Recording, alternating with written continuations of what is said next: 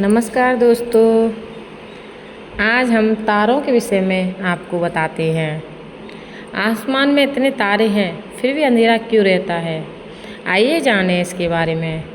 तारों के बाद भी अंधेरा क्यों? बच्चों, रात के समय जब भी तुम आकाश देखते हो तो तुम्हें अनगिनत तारे दिखाई देते हैं। इसके बावजूद अंतरिक्ष में अंधेरा क्यों दिखाई देता है? आओ जानते हैं इसका रहस्य।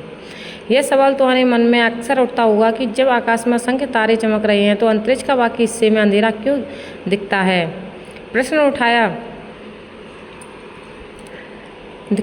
रोशनी और अंधेरा। सबसे पहले यह एक बात समझना जरूरी है कि हमें सिर्फ वही चीज़ें दिखाई देती हैं जिनकी रोशनी हम तक पहुंचती है। मसलन सूरज से रोशनी आती है, इसलिए दिन में सब कुछ चमकता है। रात में जब सूरज हमारे पास नहीं होता तो अंधेरा हो जाता है।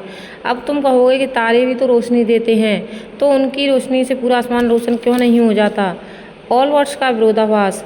यह सवाल कई सालों से वैज्ञानिकों को परेशान करता रहा। 19वीं सदी के एक जर्मन वैज्ञानिक हेनरिक ऑलवर्ट्स ने एक प्रश्न उठाया जिसे ऑलवर्ट्स का विरोधाभास कहते हैं। उनका कहना था कि अगर अनंत तारे हर दिशा में हैं तो रात का आसमान अंधेरा नहीं बल्कि एकदम रोशन होना चाहिए, फिर भी हमें आसमान काला क्यों दिखाई देता है? इसके कुछ जवाब इस प्रकार हैं। सभी तारे करीब नहीं। जो तारे हमें दिखते हैं वे ज़्यादा करीब हैं।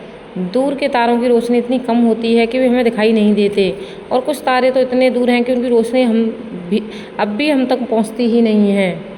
प्रकाश की गति 3 लाख किलोमीटर प्रति सेकंड। रोशनी की एक जगह से दूसरी जगह तक पहुंचने में समय लगता है। रोशनी की गति लगभग 3 लाख किलोमीटर प्रति सेकंड होती है। फिर भी अगर कोई तारा बहुत दूर है तो उसकी रोशनी को हम तक आने में करोड़ों साल लग सकते हैं। कई तारे तो ऐसे भी हैं जिनकी रोशनी अब भी हम तक नहीं पहुँची है। Big bang.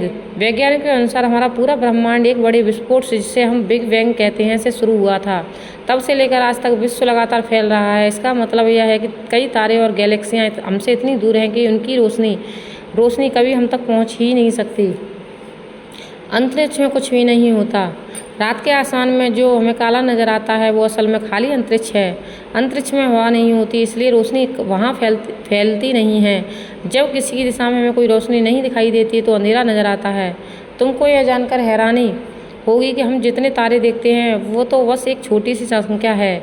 आकाशगंगा में ही लगभग 100 अरब तारे हैं और पूरे ब्रह्मांड में ऐसी अरबों गैलेक्सियाँ हैं। इस मतलब यह है कि तारे तो अनगिनत हैं, लेकिन हम उनमें से कुछ को ही देख पाते हैं। दूसरे शब्दों में कहें तो आसमान में चाहे जितने भी तारे हों, हम केवल उन्हीं को देख पाते हैं जिनकी रोशनी हम तक पहुंची है।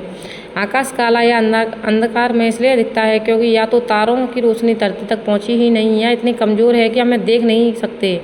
यह खुशकिस्मती है कि हम ऐसे समय में जी रहे हैं जब रात का आसमान संतुलित है।